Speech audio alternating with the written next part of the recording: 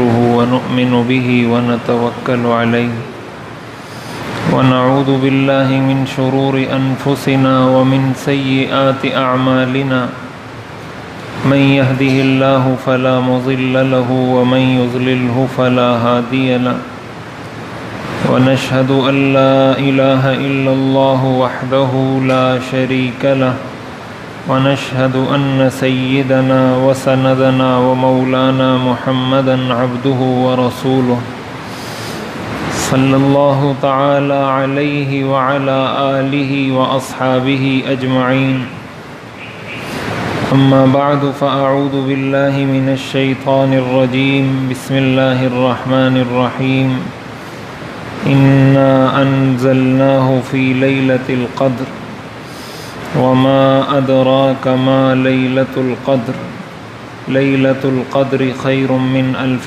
شهر صدق الله العظيم۔ حضور علیہ الصلاۃ والسلام نے اپنی مبارک حدیث کے اندر رمضان کے آخری عشرے کو جہنم سے خلاصی کا اور جہنم سے آزادی کا عشرہ قرار دیا ہے۔ رمضان کے بارے میں حدیث شریف میں آتا ہے ان للہ عتقاء فی کل یوم ولیلۃ، کہ اللہ تعالی رمضان کی ہر رات میں اور رمضان کے ہر دن میں بے شمار لوگوں کو جہنم سے خلاصی اور نجات عطا فرماتے ہیں۔ پورا مہینہ، ہر رات اور ہر دن اللہ تعالیٰ بے حساب لوگوں کو جہنم سے نجات عطا فرماتے ہیں۔ اسی طرح آپ نے فرمایا لِكُلِّ مُسْلِمٍ فِي كُلِّ يَوْمٍ وَلَيْلَةٍ دَعْوَةٌ مُسْتَجَابَةٌ، کہ ہر مسلمان کی رمضان کے ہر دن اور رات میں ایک دعا ضرور قبول ہوتی ہے۔ تو ایک تو اللہ تعالیٰ رمضان کے ہر دن اور ہر رات میں ہی لوگوں کو جہنم سے آزادی عطا کرتے ہیں، پھر یہ آخری عشرہ خصوصی طور پر جہنم سے خلاصی اور نجات کا عشرہ ہے، تو اس میں اور زیادہ کثرت کے ساتھ لوگوں کو اللہ تعالیٰ معاف فرماتے ہیں، ان کی بخشش فرماتے ہیں اور ان کو جہنم سے چھٹکارا عطا فرماتے ہیں۔ اس رات کی ایک فضیلت یہ بھی ہے، اس عشرے کی ایک فضیلت یہ بھی ہے کہ اس میں اللہ تعالیٰ نے لیلۃ القدر رکھی ہے، اور لیلۃ القدر وہ رات ہے جس کے بارے میں قرآن کریم میں آتا ہے انا انزلناہ فی لیلۃ القدر۔ اللہ تعالیٰ نے قرآن کو اس رات میں نازل کیا ہے۔ اب ظاہر ہے کہ قرآن کے نزول کے لیے اللہ تعالیٰ نے اس رات کا انتخاب کیا ہے، اسی سے اس کی اہمیت پتہ چل جاتی ہے کہ اللہ تعالیٰ نے اپنا قرآن، اپنا کلام اسی رات میں کیوں نازل کیا۔ دن اور بھی بہت سارے تھے، راتیں اور بھی بہت ساری تھیں، مہینے اور بھی بہت سارے تھے، لیکن اللہ نے رمضان کے مہینے کا انتخاب فرمایا، پھر رمضان کے مہینے میں اس رات کا انتخاب فرمایا۔ ظاہر ہے جب آپ کسی بڑے آدمی کو کوئی انعام دیتے ہیں، کوئی شیلڈ دیتے ہیں، تو اس کے لیے پوری ایک محفل سجائی جاتی ہے، پورا ایک پروگرام ہوتا ہے، ایک تقریب ہوتی ہے جس میں بڑے اعزاز کے ساتھ آپ کسی کو وہ شیلڈ پیش کرتے ہیں یا وہ انعام پیش کرتے ہیں۔ تو یہ جو اتنے اعزاز اہتمام کے ساتھ اس وقت کی جو سلیکشن ہوتی ہے کہ کون سا وقت اس کے لیے طے کیا جائے، اس کی جگہ کون سی ہو، وقت کون سا ہو، تو وہ بڑے مشوروں سے، بڑے اہتمام سے طے ہوتا ہے کہ بھائی وزیر اعظم آ رہا ہے تو اس کے لیے ہم نے جگہ کون سی رکھنی ہے، دن کون سا رکھنا ہے، وہ ساری چیزوں کا انتخاب کر کے پھر فیصلہ کیا جاتا ہے۔ تو اللہ کا کلام تو بہت عظیم ہے، اللہ کے کلام کا تو دنیا کی کسی چیز کے ساتھ کوئی مقابلہ ہی نہیں ہے۔ تو اللہ تعالیٰ نے اس رات کا انتخاب فرمایا، یہ اس رات کی بہت بڑی فضیلت ہے۔ پھر اس رات کے بارے میں قرآن کریم میں دوسری جگہ پر آتا ہے فیہا یفرق کل امر حکیم امرا من عندنا، اس رات میں ہر کام کے فیصلے تقسیم کر دیے جاتے ہیں۔ اللہ تعالیٰ نے انسان کی تقدیر آسمان و زمین کی پیدائش سے 50,000 سال پہلے لکھ دی ہے کہ کس نے کب مرنا ہے، اس نے کتنا کھانا ہے، اس کا رزق کتنا ہے، اس کو کیا خوشی ملنی ہے، کیا پریشانی ملنی ہے، سب اللہ نے لکھ دیا ہے آسمان و زمین کو پیدا کرنے سے 50,000 سال پہلے۔ اب دیکھیں، یہ ایک ایسی چیز ہے، اس پر اگر انسان کو یقین نصیب ہو جائے اور وہ سمجھ جائے اور تقدیر پر اس کا ایمان مضبوط ہو جائے، پھر دنیا کی کوئی چیز اس کو پریشان نہیں کر سکتی، کوئی چیز اس کو پریشان نہیں کر سکتی۔ ہم پریشان اسی وجہ سے ہوتے ہیں کہ ہمارا یقین اور تقدیر پر ہمارا ایمان کمزور ہوتا ہے۔ اللہ کی لکھی ہوئی تقدیر کو کوئی ٹال نہیں سکتا۔ اللہ نے اگر تقدیر میں مصیبت لکھی ہے یا بیماری لکھی ہے یا پریشانی لکھی ہے، اس کو دنیا کی کوئی بھی طاقت ختم نہیں کر سکتی۔ اس کو ختم کر سکتی ہے اگر کوئی ذات تو وہ صرف اللہ کی ذات ہے۔ تو ایسی صورت میں حل یہی ہے کہ انسان اللہ ہی سے رجوع کرے، اللہ ہی کو کہے کہ یا اللہ یہ پریشانی ختم کر دے۔ اسی لیے حدیث شریف میں آتا ہے لا يرد القدر الا الدعاء، کہ تقدیر کو ٹالنے والی چیز صرف اور صرف دعا ہے۔ اگر آپ چاہتے ہیں کہ یہ مصیبت میری تقدیر سے نکل جائے، اس کا حل یہ ہے کہ اللہ سے دعا مانگیں کہ یا اللہ میری تقدیر سے، میری قسمت سے اس مصیبت کو ختم کر دیں۔ تو اس رات میں اللہ تعالیٰ پورے سال کے فیصلے فرشتوں کے حوالے کر دیتے ہیں لیلۃ القدر کی رات میں، کہ اس شخص نے اس سال مرنا ہے، اس شخص کا اس سال ایکسیڈنٹ ہونا ہے، اس شخص کو اس سال یہ خوشی ملنی ہے، اس شخص کے اس کو اس سال یہ مسئلہ اس کے ساتھ ہونا ہے۔ فرشتوں کو پورے سال کا کام اسی رات میں اللہ تعالیٰ حوالے کر دیتے ہیں۔ اسی لیے علماء نے لکھا ہے کہ انسان بازاروں میں گھوم رہا ہوتا ہے، وہ مارکیٹوں میں پھر رہا ہوتا ہے، اور اس کی موت کا پروانہ اللہ تعالیٰ کی طرف سے جاری ہو کر فرشتے کے حوالے ہو چکا ہوتا ہے۔ اس کو پتہ نہیں ہوتا کہ میں نے اسی سال کے اندر اس دنیا سے چلے جانا ہے۔ اسی رات اللہ نے اس کی موت کا پروانہ فرشتوں کو دیا کہ اس کو 3 مہینے بعد اس دنیا سے اٹھا لینا۔ اس کو پتہ نہیں، وہ اسی رات مارکیٹوں میں گھوم رہا ہے، اپنی مستیوں میں لگا ہوا ہے، نافرمانیوں میں لگا ہوا ہے، اور اس کی موت کا پروانہ جاری ہو چکا ہے۔ تو یہ بھی اس رات میں اللہ تعالیٰ یہ فیصلے بھی فرشتوں کے حوالے کر دیتے ہیں، رزق کے جتنے بھی تقدیر کے فیصلے ہیں۔ اب ظاہر ہے اس رات کو اس لیے بھی قیمتی بنانا چاہیے کہ انسان اس رات میں اپنے لیے خیر کی دعا مانگ لے، عافیت کی دعا مانگ لے، اپنے گناہوں کی بخشش کروا لے، تو اس کے اگلے پورے سال کی تقدیر سنور جائے گی، اس کے پورے سال کی قسمت ٹھیک ہو جائے گی۔ اس لیے بھی یہ رات بڑی عظیم ہے، اور اس رات کو اللہ تعالیٰ نے 1000 مہینوں سے افضل قرار دیا، خیر من 1000 شہر۔ اور علماء نے لکھا ہے یہ صرف اور صرف اس امت کی خصوصیت ہے، یہ رات اس امت سے پہلے کسی امت کو نصیب نہیں ہوئی ہے۔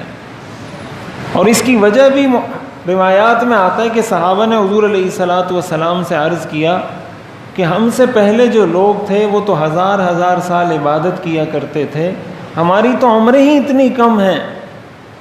ان کے بارے میں تو ہمیں سننے کو ملتا ہے کہ اس نے اللہ کی راہ میں اتنے 100 سال جہاد کیا، 200 سال جہاد کیا، اتنے 100 سال اس نے تبلیغ کی، اور ہماری تو عمر ہی 60-70 سال ہے، تو ہم کہاں ان تک پہنچ سکتے ہیں؟ اس پر اللہ تعالیٰ نے یہ صورت نازل فرمائی انا انزلناہ فی لیلۃ القدر، کہ تمہاری عمر بہت کم ہے لیکن تم ایک رات میں 83 سال سے زیادہ کی عبادت کا ثواب حاصل کر سکتے ہو۔ ایک عام آدمی کو اگر 83 سال کی زندگی ملتی ہے تو وہ اس 83 سال میں نافرمانی بھی کرے گا، اللہ کو راضی بھی کرے گا، کبھی اللہ کو راضی کرے گا، یعنی اس کی 83 سال تو بہت لمبا عرصہ ہوتا ہے۔ لیکن اللہ تعالیٰ نے ایک ہی رات میں یہ پورا ثواب رکھ دیا کہ اس ایک رات میں تو راضی کرنا آسان ہے۔ 83 سال اگر ہوتے تو تم کہتے کہ شاید مشکل ہے، اس ایک رات میں اچھے طریقے سے عبادت کر لو، 83 سال سے زیادہ کا اس کی عبادت کا ثواب تمہارے نامہ اعمال میں آ جائے گا۔ روایات میں آتا ہے، امام راضی رحمۃ اللہ علیہ نے اس سورت کی تفسیر میں لکھا ہے، حضرت کعب رضی اللہ تعالیٰ عنہ کی روایت سے کہ اس رات قرآن کریم میں آتا ہے نا، تنزل الملائکۃ والروح فیہا بإذن ربہم من کل امر، کہ اس رات اللہ کے فرشتے اور حضرت جبریل علیہ السلام زمین پر اترتے ہیں۔ امام راضی رحمۃ اللہ علیہ نے وہ روایت نقل کی ہے اور اس میں فرمایا کہ حضرت جبریل علیہ السلام فرشتوں کے پورے لشکروں کے ساتھ زمین پر اترتے ہیں، اور زمین کا کوئی چپا، کوئی ٹکڑا ایسا نہیں ہوتا جس پر فرشتے سجدہ نہیں کرتے، اور اس میں ان لوگوں کے لیے دعائیں کرتے ہیں جو اللہ کی عبادت میں مصروف ہوتے ہیں، اللہ کو راضی کرنے میں لگے ہوتے ہیں، اور کوئی مسلمان ایسا نہیں ہے جس سے حضرت جبریل علیہ السلام مصافحہ نہ کرتے ہوں۔ تو صحابہ نے پوچھا کہ ہمیں مصافحے کا پتہ کیسے چلے گا؟ حضور علیہ الصلاۃ والسلام نے فرمایا، من اقشعر جلدہ ورق قلبہ ودمعت عیناہ، کہ اس رات جس کا دل نرم ہو گیا، جس کی آنکھوں میں اللہ کے خوف سے آنسو آ گئے، جس کے اوپر اللہ کے خوف سے کچھ تھوڑی سی کپ کپی طاری ہو گئی، اس کا مطلب یہ بھی ان لوگوں میں سے ہے جن کے ساتھ حضرت جبریل علیہ السلام نے مصافحہ کیا ہے۔ تو ہر قدم قدم پر فرشتے نازل ہوتے ہیں اور وہ اللہ کی عبادت کرتے ہیں، اور ظاہر ہے جب اتنی آدمی جس طرح کی صحبت میں ہوتا ہے اس صحبت کے اثرات اس پر ہوتے ہیں، تو جب چاروں طرف فرشتے ہوں گے اور وہ چاروں طرف اللہ کی عبادت میں مصروف ہوں گے تو اس کے اثرات بھی تو ہماری زندگی پر ہوں گے۔ اور لیلۃ القدر کے بارے میں حضور علیہ الصلاۃ والسلام نے فرمایا، تحروا لیلۃ القدر فی العشر الاواخر من الوتر، کہ رمضان کے آخری عشرے کی طاق راتوں میں اس کو تلاش کریں۔ لیلۃ القدر متعین نہیں ہے، اور یہ متعین کیوں نہیں ہے اس کے پیچھے بھی علماء نے لکھا ہے۔ فلسفہ یہ ہے، ایک مسلمان کو یہ بات سمجھانا ہے کہ اسلام رسومات کا نام نہیں ہے، اسلام اس چیز کا درس بالکل نہیں دیتا کہ آپ نے سال میں کوئی ایک دن عبادت کی پھر سال بھر کے لیے چھٹی، مہینے میں جمعے کی نماز پڑھی ہفتے میں پھر ہفتے بھر کے لیے چھٹی، سال میں عید کی نماز پڑھی پھر سال بھر کے لیے چھٹی، یا اپنی مرضی کے کچھ کام لے لیے کہ بس یہ کام میں اسلام کے مطابق کروں گا پھر چھٹی۔ اسلام اس چیز کا نام نہیں ہے، وگرنہ اللہ تعالیٰ متعین کر دیتے کہ یہ رات ہے اس میں عبادت کرو تمہیں لیلۃ القدر کی فضیلت نصیب ہو جائے گی۔ اللہ تعالیٰ نے فرمایا کہ میں متعین نہیں کرتا، تم تلاش کرو۔ مطلب یہ کہ ہر رات میں تم عبادت کرتے رہو، ہر رات میں عبادت کرتے رہو، ہر رات میں عبادت کرتے رہو، کسی ایک رات میں مل جائے گی۔ اس کا مطلب یہ ہے کہ اپنی ساری زندگی محنت کرتے رہو، کرتے رہو، کرتے رہو، کوئی ایک کام، کوئی ایک عمل ایسا ہوگا جو اللہ کی بارگاہ میں قبول ہو جائے گا۔ اس لیے رسمی دین سے نکل کر حقیقی دین کی طرف آنا، یہ لیلۃ القدر کا سب سے بڑا درس ہے کہ ہم اپنی زندگی کو ایک عملی زندگی بنائیں، ہم ایک عملی مسلمان بن کر، ایک نمونہ بن کر دنیا کے سامنے آئیں کہ ایک مسلمان ایسے ہوتا ہے۔ ہمارے اخلاق، ہماری معاشرت، ہمارے معاملات، سب کچھ اسلام ان ساری چیزوں کا درس دیتا ہے۔ اور پھر یہ آخری عشرہ، اس رات کے بارے میں حضور علیہ الصلاۃ والسلام نے یہ بھی فرمایا، من حرمہا فقد حرم الخیر کلہ، اس رات سے جو محروم ہوا وہ شقی ازلی بدبخت ہے، اس سے بڑا محروم کوئی نہیں ہے۔ من حرمہا فقد حرم الخیر کلہ ولا یحرم منہا الا محروم، اس سے وہی محروم ہوتا ہے جس کو اللہ نے ہمیشہ کے لیے محروم کر دیا ہو، ورنہ اس رات سے کوئی محروم نہیں ہوتا۔ تو اس لیے ہمیں اس چیز کی بھی فکر ہونی چاہیے کہ ہم کہیں محروم تو نہیں، اس رات کی برکت اور فضیلت سے محروم تو نہیں ہیں۔ حدیث شریف میں آتا ہے 4 لوگوں کی مغفرت لیلۃ القدر میں نہیں ہوتی۔ نمبر 1، جو شراب کا عادی ہو، شراب پینے پلانے والا، ایسے شخص کی مغفرت آپ نے فرمایا لیلۃ القدر میں بھی نہیں ہوتی۔ اس چیز پر انسان غور کرے کہ اپنے آپ کو اس طرح کی فضول چیزوں سے بچائے، جو نشے ہیں، جو انسان کی صحت کو، عقل کو خراب کرنے والی چیزیں ہیں، اس سے انسان اپنے آپ کو بچائے۔ دوسرے نمبر پر آپ نے فرمایا والدین کا نافرمان، ماں باپ کے نافرمان کی مغفرت لیلۃ القدر میں بھی نہیں ہوتی۔ تو ہم جہاں بہت ساری عبادات کرتے ہیں رمضان میں، تو یہ بھی ذرا دیکھے ہر شخص کہ میرے والدین مجھ سے راضی ہیں یا نہیں۔ آج ہم اپنی زندگی میں اتنے مصروف ہو چکے ہیں، پیسے کمانے کے چکر میں، اپنی دوستی یاری کے چکر میں، اپنے کاروبار کے چکر میں، اپنی تعلیم کے چکر میں، کہ والدین کو ہم بھلا چکے ہیں۔ اور جس طریقے سے میڈیا ہمارے گھروں میں گھس آیا ہے، اور جس طریقے سے ہمارے معاشرے پر، ہمارے کلچر پر اثر انداز ہو رہا ہے، یہ ہرگز مشرقی روایات نہیں ہیں، یہ اسلام کی روایات نہیں ہیں۔ اسلام میں والدین کا بہت بڑا ادب اور بہت بڑا احترام ہے۔ یہ مغرب میں کتوں کا احترام ہے، لیکن والدین کا احترام نہیں ہے۔ والدین کو وہ اولڈ ہوم میں جا کے جمع کرواتے ہیں، کتے کو اپنے ساتھ بستر پہ سلاتے ہیں۔ یہ مشرقی روایت نہیں ہے، یہ کافروں کی روایت ہے، یہ اسلام کی روایت نہیں ہے، یہ یہود و نصارہ کی روایت ہے۔ ہم دھیرے دھیرے اسی طرف بڑھ رہے ہیں۔ اپنی اولاد کو اگر ہم نے دین سے نہیں جوڑا تو کل انہی والدین کا مستقبل خطرے میں ہے۔ کہیں ایسا نہ ہو کہ یہی والدین، یہی اولاد جن پر ساری عمر محنت کی، کل جا کر آپ کو بھی اولڈ ہوم میں جمع کرا دے، پھر آپ پریشان ہوں گے کہ میں ساری زندگی کیا کرتا رہا اور میرے ساتھ کیا ہوا۔ اپنی اولاد کو دین سے جوڑیں گے۔ اب والدین کا ادب اور احترام ان کو قرآن سکھائے گا، ان کو مذہب سکھائے گا، ان کو حدیث سکھائے گی، اور دنیا کی کوئی چیز، کوئی تعلیم ان کو والدین کا ادب احترام نہیں سکھاتی۔ یہ تعلیم قرآن کی ہے، یہ تعلیم مذہب کی ہے۔ جب مذہب سے آپ نے اس کو توڑ دیا تو پھر وہ آپ سے بھی ٹوٹے گا، وہ خاندان سے بھی ٹوٹے گا۔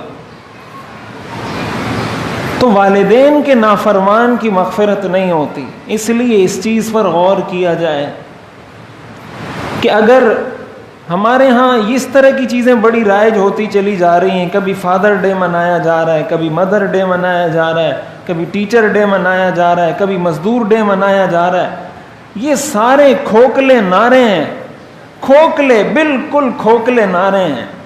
مزدور ڈے منایا جاتا ہے، مزدور باہر جا کے مزدوری کر رہا ہوتا ہے، وہ سڑک پہ کھڈے کھود رہا ہوتا ہے، وہ دھوپ کے اندر مزدوری کر رہا ہوتا ہے، ہم مزدور ڈے منا رہے ہیں۔ یہ کون سا مزدور ڈے ہے؟ مزدور ڈے کا مطلب تو یہ کہ مزدور کے لیے کوئی دن مناؤ، اس کو کوئی آپ ریلیف دو۔ تو وہ تو اپنے کام میں لگا ہوا ہے، جس نے جو مزدوری کرنی ہے وہ بیلچا گیندری اٹھا کے اپنی مزدوری پر، اپنی دیہڑی کے لیے پہنچا ہوا ہے۔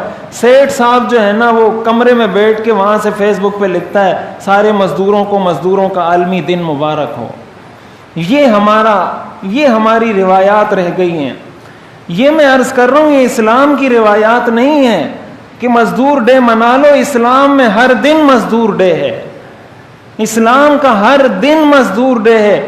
اسلام نے یہ درس دیا ہے کہ مزدور کو اس کی مزدوری پسینہ خشک ہونے سے پہلے دے دو۔ اگر آپ نے دن نہیں منایا لیکن اس کی مزدوری اس کو وقت پر دے دی، وہ خوش ہوگا۔ لیکن اگر مزدوری وقت پر نہیں دی، پورا سال مزدور ڈے مناتے رہو، کبھی مزدور خوش نہیں ہوگا۔ اسلام حقائق پر آنے کی دعوت دیتا ہے، حقیقت پسند مذہب ہے۔ ویسے ہی اوپری نعرے نہیں کہ غبارے میں ہوا بھری، اتنا بڑا بن گیا، ایک سوئی چبوئی، اندر کچھ بھی نہیں۔ اسلام اس چیز کا درس نہیں دیتا۔ والدین کا دن منایا جاتا ہے، یہ سارے وہ کلچر ہیں، وہ ساری چیزیں جو وہاں سے آئی ہیں. والد پڑوس میں کمرے میں بیمار پڑا ہوا ہے، اس کو اتنی توفیق نہیں ہے کہ جا کے اس کو دوائی کھلا دے، جا کے ذرا اس کے ہاتھ پیر دبا دے، جا کے ذرا اس کا حال پوچھ لے. یہاں سے سوشل میڈیا پہ لکھے گا ہیپی فادر ڈے، پھر والد کی 1-2 تعریفیں فیس بک پر لکھے گا اور مطمئن ہو جائے گا کہ میں نے والد کا حق ادا کر دیا. یہ کلچر اپنی اولاد کو نہ دیں، ورنہ آپ تڑپتے رہیں گے بستر پر، آپ ہسپتال میں پڑے تڑپتے رہیں گے، اور آپ کا بیٹا فیس بک پہ لکھ دے گا کہ سارے والدین کو والد کا دن مبارک ہو، اور بس وہ سمجھے گا میرا کام ہو گیا. ہیپی مدر ڈے، ماؤں کا عالمی دن، ماں کے قدموں کے نیچے جنت ہے، اور 2-3 جملے لکھ کے اس کو بھی ڈال دیا. ٹی وی والے 1-2 پروگرام کر لیں گے، سوشل میڈیا والے اس پہ کر لیں گے، اور چھٹی. اسلام میں ہر دن والد کا دن ہے، اسلام میں ہر دن والدہ کا دن ہے. یہ کوئی رسمی، یہ میں عرض کرنا چاہ رہا ہوں، یہ رسمی مذہب نہیں ہے. تو لیلۃ القدر کی برکات سے ایسا شخص محروم ہے جو والدین کا نافرمان ہوگا. اور والدین کی فرمانبرداری کا یہ مطلب ہے جو میں عرض کر رہا ہوں کہ ان کی خدمت کریں، ان کو راضی کریں، بیمار ہیں ان کی عیادت کریں، ان کی دوائی کا بندوبست کریں، ان کی کفالت کا بندوبست کریں. یہ مطلب نہیں ہے کہ ٹی وی پہ 1-2 پروگرام کر لیں، سوشل میڈیا پہ 1-2 چیزیں لکھ دیں، 2-3 پوسٹیں ڈیزائن کر لیں. یہ والدین کے ادب کا مطلب نہیں ہے. یہ ہماری خام خیالی ہے، غلط فہمی ہے. کل جب بستر پہ آپ پڑے تڑپ رہے ہوں گے نا، اور آپ ٹی وی پہ دیکھ رہے ہوں گے کہ والدین کے لیے بڑے پروگرام ہو رہے ہیں، ہیپی فادر ڈے منایا جا رہا ہے، ہیپی مدر ڈے منایا جا رہا ہے، اور آپ کا بیٹا بھی بڑے شوق سے اس کو دیکھ رہا ہے اور بڑا اس میں دلچسپی لے رہا ہے، تو آپ کو اس سے کوئی فائدہ ہوگا؟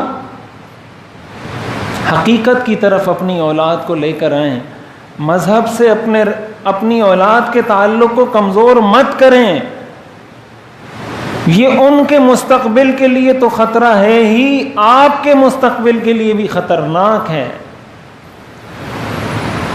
والدین کا نافرمان لیلۃ القدر کی فضیلت حاصل نہیں کر سکتا.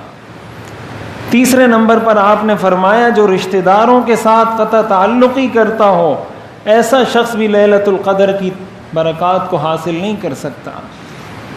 ہم دیکھ لیں ہمارے رشتہ داروں کے ساتھ تعلقات کس طرح کے ہیں. اور رشتہ داری کا اصل مطلب یہ ہوتا ہے جو تم سے توڑے تم اس سے جوڑو. صل من قطعک واعف عمن ظلمک واحسن الی من اساء الیک. جو تم سے توڑے اس سے رشتہ جوڑو، جو تم پہ ظلم کرے اس کو معاف کرو، جو تمہارے ساتھ برائی کرے اس کے ساتھ اچھائی کرو. اس کو صلہ رحمی کہا جاتا ہے، بدلہ دینے کو نہیں. لیس الواصل بالمکافی، بدلہ دینے والا صلہ رحمی کرنے والا نہیں ہوتا. انما الواصل اذا قطعت رحمه وصل. صلہ رحمی کرنے والا وہ ہے کہ جب اس سے دوسرا رشتہ دار قطع تعلقی کرے، یہ اس کے ساتھ جا کے صلہ رحمی کرے. ہم پیسے کمانے کے چکر میں پاگل ہو گئے ہیں، اور ہم سمجھتے ہیں کہ شاید اپنے آپ کو پاگل کر دیں گے تو جتنی قسمت میں لکھا ہے اس سے کچھ زیادہ حاصل کر لیں گے. اور ایسا کبھی دنیا میں ہوا نہیں ہے. کسی نے اپنی قسمت اور تقدیر سے زیادہ ایک دانہ بھی نہیں کھایا، نہ کوئی کھا سکتا ہے. تو اتنا اپنے آپ کو پاگل کرنے کی کیا ضرورت ہے آخر؟ جب والدین جوان ہوتے ہیں تو وہ اولاد کو ٹائم نہیں دے سکتے، بس پیسے پیسہ پیسہ پیسہ پیسہ پیسہ لگے ہوئے پیسے میں. اور جب والدین بوڑھے ہو جاتے ہیں، اولاد جوان ہو جاتی ہے، پھر اولاد کے پاس والدین کے لیے ٹائم، جس طرح والد لگا ہوا تھا جوانی میں، اب یہ بیٹا کہتا ہے میری باری، اب میں لگا رہوں گا. اسی طرح چوتھے نمبر پر آپ نے فرمایا جو کسی مسلمان کے لیے دل میں بغض رکھتا ہو اس کی بھی مغفرت لیلۃ القدر میں نہیں ہوتی. ہم ذرا اپنے آپ کو دیکھیں، ہماری محفلوں میں جس طریقے سے غیبت ہوتی ہے، ہمارے دلوں میں جس طریقے سے دوسروں کے لیے حسد ہے، کسی کو ذرا عزت ملی، ذرا شہرت ملی، ذرا پیسہ ملا، ذرا کوئی ایسی چیز ملی، فوراً ہمارے دل میں حسد پیدا ہو جاتا ہے، ہم اس کو نقصان پہنچانے کی کوشش کرتے ہیں، اس کے دل میں اپنا بغض پال لیتے ہیں، ذرا سے کسی سے تلخ کلامی ہوئی، سالوں کے لیے دل سے وہ کدورت اور وہ میل نہیں نکلتا۔ ایک مسلمان کی یہ شان نہیں ہوتی۔ اپنے دلوں کو صاف کریں گے تو جب بندہ بندوں پر رحم کرتا ہے اللہ تعالیٰ اس پر رحم فرماتے ہیں۔ الراحمون یرحمہم الرحمن، حدیث شریف میں آتا ہے رحم کرنے والوں پر رحمان رحم کرتا ہے۔ ارحموا من فی الارض، زمین والوں پر رحم کرو، یرحمکم من فی السماء، آسمان والا تم پر رحم کرے گا۔ یہ وہ درس ہے، یہ صرف زبانی کلامی باتیں نہیں ہیں کہ میں نے کی اور آپ نے سن لی اور بات ختم ہو گئی۔ اس کو اگر عملی زندگی میں نہیں لائیں گے تو ہمیں یہ برکات نصیب نہیں ہو سکتی، یہ فضیلتیں نصیب نہیں ہو سکتی۔ اور میں نے آپ کو حدیث پڑھ کے سنا دی، من حرمہا فقد حرم الخیر کلہ ولا یحرم منہا الا محروم۔ اس رات سے جو محروم ہوا وہ دنیا کی ہر بھلائی سے محروم ہوا، اور اس رات سے وہ شخص محروم ہوتا ہے جو ہمیشہ ہمیشہ کے لیے جس کو اللہ نے محروم پیدا کیا ہو۔ ہم اپنی زندگی پر غور کریں، سب سے پہلے تو یہ 4 رکاوٹیں ختم کریں۔ شراب کا عادی، ماں باپ کا نافرمان، رشتہ داروں کے ساتھ بدسلوکی کرنے والا، اپنے دل میں کسی کا بغض حسد رکھنے والا، سب سے پہلے تو یہ 4 رکاوٹیں ختم کریں۔ ان رکاوٹوں کو ختم کرنے کے بعد اللہ نے جو توفیق دی ہے عبادات کی، ان عبادات میں کچھ حصہ شامل کر لیں۔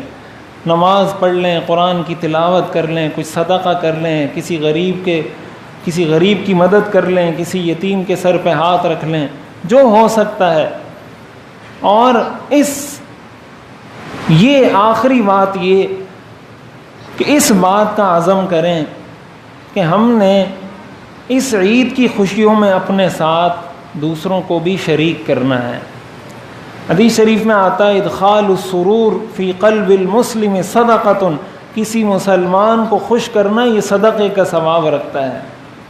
اگر اپنے بچوں کے لیے آپ 3 جوڑے خریدتے ہیں، 3 نہ خریدیں 2 خرید لیں، 1 جوڑا کسی غریب کو دلوا دیں، کسی یتیم کو دلوا دیں، آپ کا بچہ کبھی ننگا نہیں ہوگا۔ اگر آپ 3 طرح کی ڈشیں کھاتے ہیں، 2 کھا لیں، 1 کسی اور کو کھلا دیں، آپ کی اولاد کبھی بھوکی نہیں سوئے گی۔ لیکن اگر اسی چکر میں پڑے رہے کہ بس میں اور میں اور میں، جس طرح ہمارا معاشرہ بن چکا ہے، اور بہت معذرت کے ساتھ یہ ہمارے تعلیمی ادارے یہ ذہن فراہم کر رہے ہیں، ہمارے تعلیمی اداروں نے انسانوں کو بکاؤ کا مال بنا دیا ہے۔ ہمارے تعلیمی اداروں میں جب آپ جاتے ہیں یہی پڑھایا جاتا ہے نا کہ آپ یہ ڈگری حاصل کریں گے، اس کا یہ اسکوپ ہے، آپ کی اتنی تنخواہ ہوگی۔ یہ چیز کون سکھائے گا بھائی کہ تمہاری اس تنخواہ میں اس غریب کا بھی حصہ ہے، تمہاری اس تنخواہ میں تمہارے والدین کا بھی حصہ ہے، تمہاری اس تنخواہ میں یتیم کا بھی حصہ ہے، یہ اللہ نے رکھا ہے۔ قرآن میں آتا ہے فی اموالہم حق معلوم للسائل والمحروم، ان کے مالوں میں حق ہے سوال کرنے والے کا اور اس شخص کا جس کو اللہ تعالیٰ نے کچھ نہیں دیا۔ تو ہم اپنی خوشیوں میں دوسروں کو شریک کریں، اس بات کا عزم کریں کہ اپنے آس پاس دیکھیں، رشتہ داروں میں دیکھیں، چاہے آپ کے ان کے ساتھ تعلقات اچھے ہوں یا خراب ہوں، کوشش کریں کہ کسی ایک گھرانے کی عید کی خوشیوں کا آپ ذریعہ بن جائیں، آپ سبب بن جائیں۔ اس سے جو آپ کو دلی خوشی نصیب ہوگی 10 نئے جوڑے پہن کر بھی نصیب نہیں ہوگی، 10 قسم کی ڈشیں کھا کر بھی نصیب نہیں ہوگی، وہ خوشی جو خوشی آپ کو کسی غریب کو 1 جوڑا کپڑا دینے سے نصیب ہوگی۔ اس لیے اس رمضان میں اس کا بھی اہتمام کریں، اللہ کے حقوق کو بھی ادا کرنے کی کوشش کی جائے، بندوں کے حقوق کو بھی ادا کرنے کی کوشش کی جائے، اپنے گناہوں پر معافی مانگی جائے، استغفار کیا جائے۔ یقیناً اللہ تعالیٰ اپنے بندوں پر ضرور رحم فرماتے ہیں۔ وآخر دعوانا ان الحمد للہ رب العالمین۔